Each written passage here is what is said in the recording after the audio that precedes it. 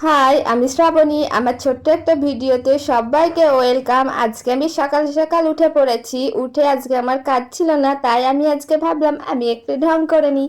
তাই ঢং করতে শুরু করে দিয়েছি। না গো না, ঢং রং কিছুই করছি না, একটু জাস্ট ভিডিও করছি। ভাবলাম অনেকদিন ভিডিও দেওয়া হয়নি।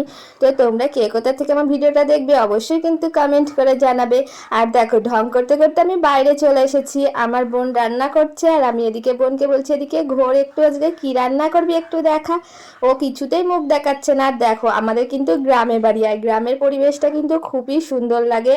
মানে আমার তো খুবই ভালো লাগে। তোমরা যারা শহরে থাকো জানি না, শহর আর গ্রাম কিন্তু অনেকটাই পার্থক্য, কিন্তু গ্রামে একবার আসলে গ্রামের মজাটাই আলাদা।